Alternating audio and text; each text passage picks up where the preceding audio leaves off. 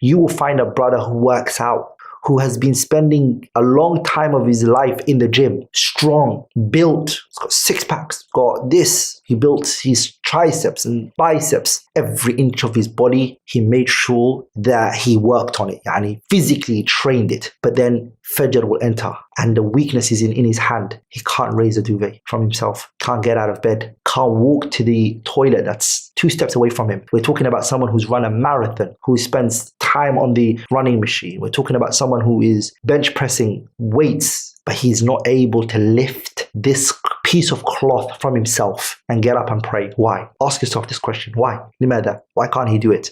It's because he hasn't got that aspiration that's missing from his heart. That's when it comes to doing ibadat. You find a person, for example, when he comes to praying the salah, يتثاقل. It's so heavy on him. He's dragging his leg. He's walking slow. The desire in him is so low. And Allah Ta'ala, He described this in the Quran as the characteristics of the hypocrites. The ones who don't stand up in the salah illa wa hum kusala. They stand up only lazy. When they pray the salah, they pray and they're excessively lazy. That is totally opposite to what? In opposition to the believers. The believers, when they stand, how do they stand in the salah? When they stand in the salah, they have passion, have enthusiasm, they're focused, they're ready, they're going to speak to Allah subhanahu wa ta'ala. This is a dialogue, discussion between them and Allah. قَسَمْتُ الصَّلَاةِ بَيْنِي وَبَيْنَ عَبْدِي نِصْفَيْنِ. I divided the salah between me and my slaves, as Allah Azza wa Jalla said in Hadith Qudsi. Abu Hurairah narrated that Allah Azza wa Jalla said, I divided the salah between me and my slave. When the slave says, Alhamdulillahi Rabbil Alameen, Allah Tabarak wa Ta'ala says,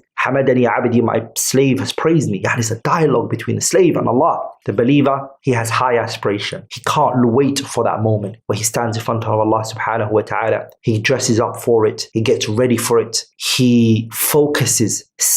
Wallahi, I met honorable righteous people that when these times of the salah come, the joy and the happiness, people live at this time. When the time of the salah came, or the time of the salah enters, the joy and the happiness that enters their hearts. And you ask them, why are you happy for? Why are you smiling for? And they say to you, it's salah time, man. Salah came in. I can't wait I can't wait for what I will be saying in my sujood. The questions, the things I'm going to be asking Allah subhanahu wa ta'ala for. I've been given a second chance, or I've been given another chance to stand in front of Allah subhanahu wa ta'ala. May Allah give us that iman and that conviction and that aspiration, that lofty aspiration to look forward every time to want to stand in front of Allah subhanahu wa ta'ala. And that is how our Messenger sallallahu alayhi wa sallam was. He would say to Bilal, arihna bis salah. Bilal, do the adhan, so we can find relaxation. And the Prophet is saying, through the salah, we find relaxation. Billahi alaykum, what do we say? We say, let's do the salah quickly so we can relax. Literally opposite to what the Prophet is saying, alayhi salatu. The Prophet is looking at the salah as a means of relaxation and contentment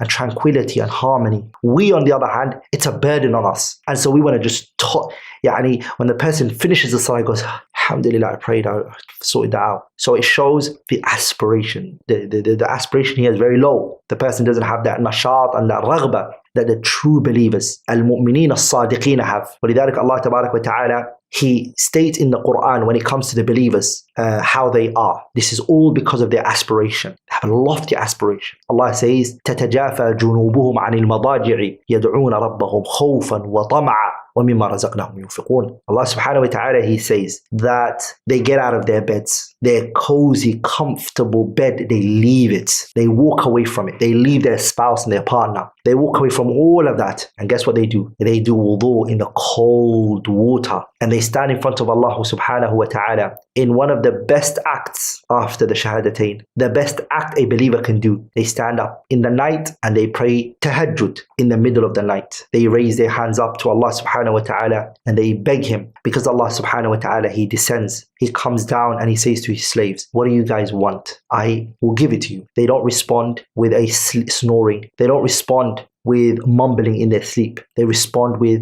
a dua. They supplicate at that moment when Allah says, what do you want? They respond and they say, Ya Rabbi, I want this and I want this and I want this. And all of us have that, brothers and sisters. But the reason why we don't get up and we don't ask Allah at that time It's because we lack high aspiration. We don't have the aspiration of these people. تَتَجَافَى جُنُوبُهُمْ عَنِ الْمَضَاجِعِ, that they pick their sides up from their beds.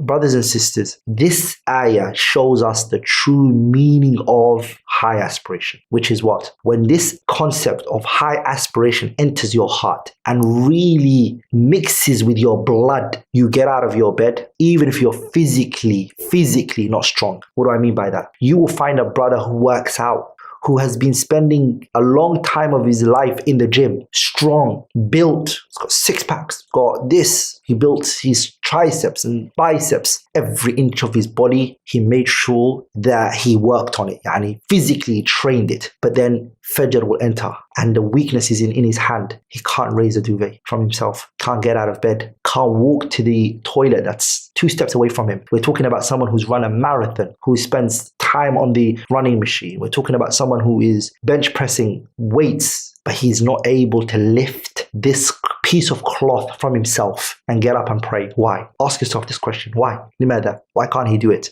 It's because he hasn't got that aspiration that's missing from his heart. That's when you realize إِنَّ اللَّهَ لَا يَنْظُرُ إِلَىٰ أَجْسَامِكُمْ وَلَا إِلَىٰ صُوَرِكُمْ وَلَكِنْ يَنْظُرُ إِلَىٰ قُلُوبِكُمْ وَأَعْمَالِكُمْ. Allah does not look at your physical ability. Allah does not look at how tall you are or how short you are. Allah does not look at your skin complexion. Are you black? Are you white? Are you this? Allah doesn't look at any of that.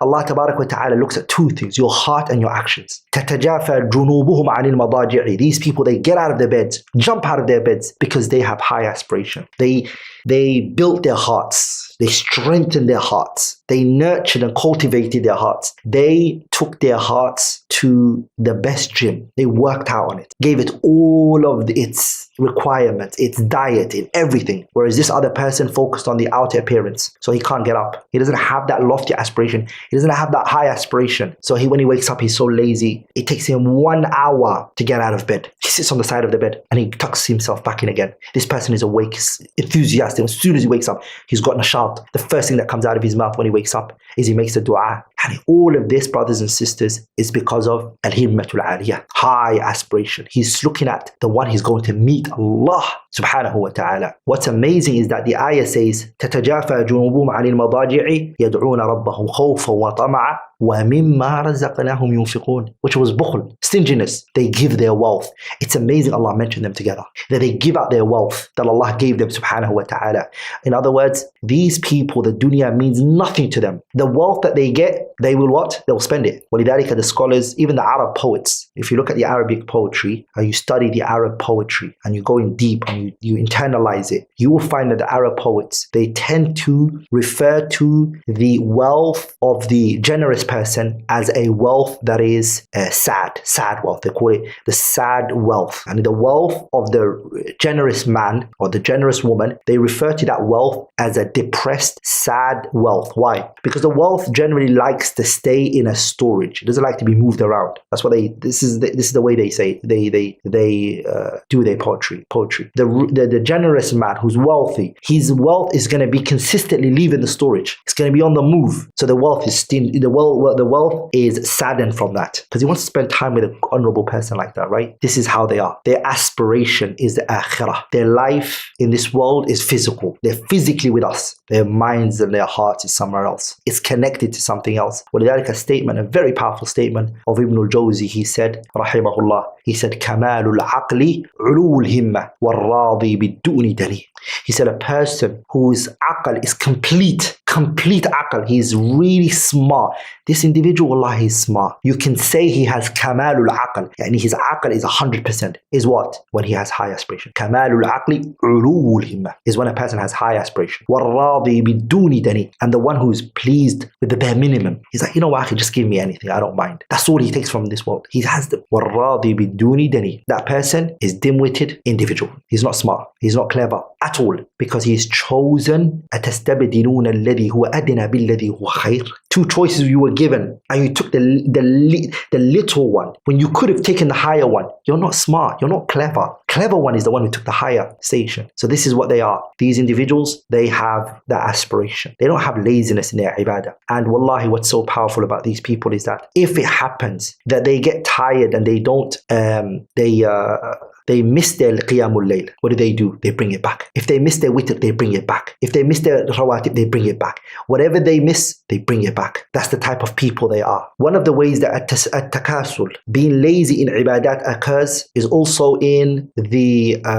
heedlessness that some people come with when it comes to the Quran, and in the remembrance of Allah subhanahu wa ta'ala, and repentance and asking for forgiveness and turning back to Allah. You don't tend to find that from them. So lazy, no aspiration, low aspiration. He doesn't recite Quran. Yani how does a Muslim, a day, an entire 24-hour goes by, you've not read nothing from the Quran. You've done no dhikr that entire day. You've not asked Allah for forgiveness that whole entire day. You've not repented that whole entire day. And I'm talking about outside the Salah, of course. How does that happen? Is that how low your aspiration has become? Yani we have Nabiullah Muhammad ibn Abdullah, our prophet. He said, Inni atubu fil yawmi mi'ata marrah. And the prophet saying this. Takhayyal, brothers, think, ponder here with me. Nabiullah Muhammad, he's forgiven for all his sins, all of his shortcomings. He's forgiven. He is Sayyidu waladi Adam. He is saying, I ask Allah for forgiveness every day 100 times. And here you are, oh sinner, here I am, the sinner, and an entire day goes by and I don't remember Allah. I don't ask for forgiveness. That is the real meaning of low aspiration. That is a true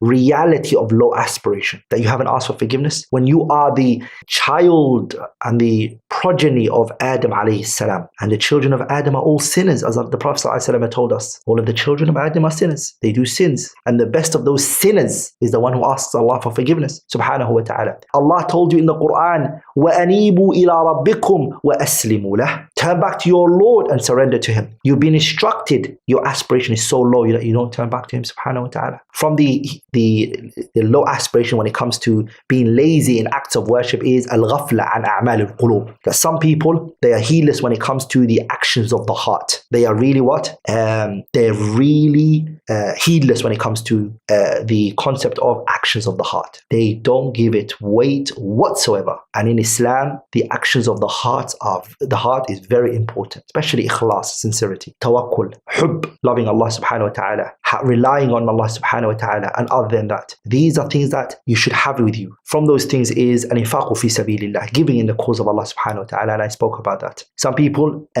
will give their wealth in things that are harmful for themselves or harmful to others. They will spend their wealth fi sabil al-fasad, in the path of corruption. Wala yubali, doesn't care. And then when he's requested, ya akhi, give wealth for the sake of Allah. Akhi, build a masjid. Stop building this club that you're building. This club is going to only bring you sin, and every single person who drinks from it, you're going to be punished for it yawmul qiyamah. Isn't it better that you use your wealth in that which is good for you and hereafter? Build a masjid, build a well, build a shelter home for the poor and the orphans. What does he do? قَدَّمَ رِجْلًا وَأَخَّرَ رِجْلًا. He puts one leg forward and one leg back.